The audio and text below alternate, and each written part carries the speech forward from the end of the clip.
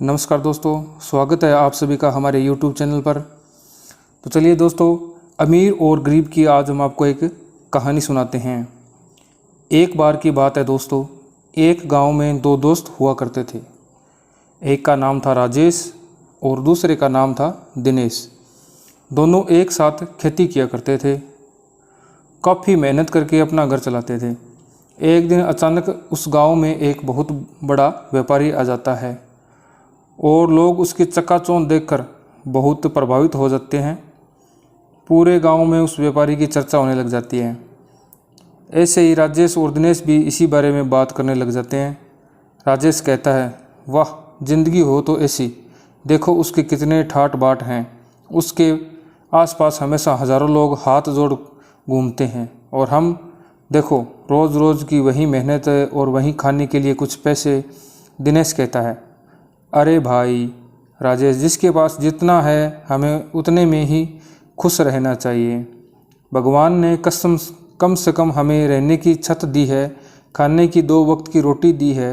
अगर ज़्यादा इच्छाएं रखोगे तो भगवान वह भी तुमसे छीन लेंगे।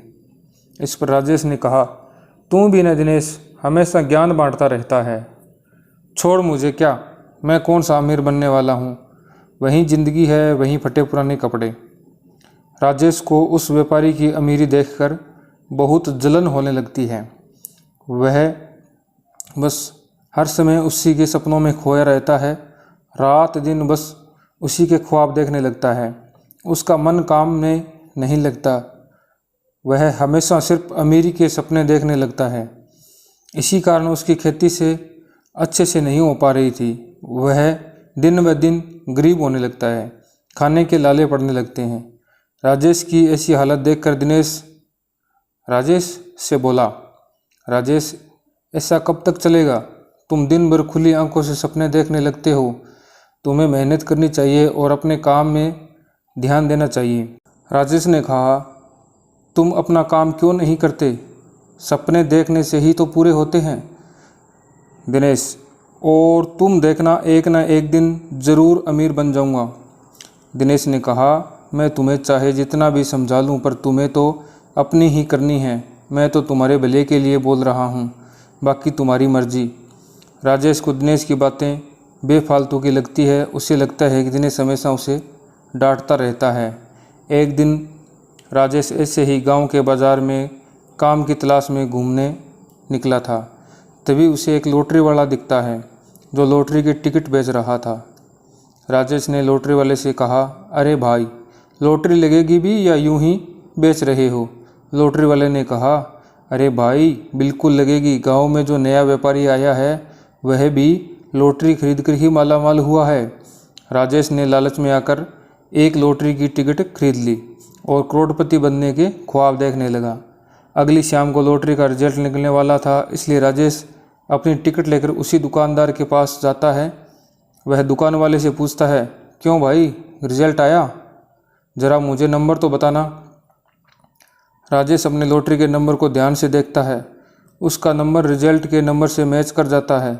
राजेश बहुत खुश हो जाता है क्योंकि वह अब करोड़पति बन गया था। अगले ही दिन राजेश की करोड़पति बनने की बात अखबार में छप जाती है।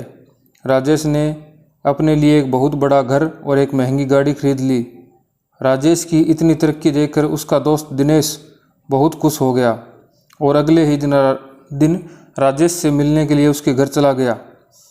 राजेश ने जब अपने घर में दिनेश को देखता है तो उसे लगता है कि दिनेश उससे पैसे मांगने आया है। इसलिए राजेश ने दिनेश को बहुत बातें सुनाई और बुरा व्यवहार करने लगा। दिनेश को उसका बर्बरता कुछ अच्छा नहीं लगा और वह राजेश से कहता है, तुझ जैसा लालची इंसान कभी किसी का दोस्त नहीं हो सकता। मैं यहाँ अपनी दोस्ती निभाने आया था। सोचा था तू मेरी इज्जत करेगा, लेकिन तुझे तो अपने पैसों का बहुत घमंड है।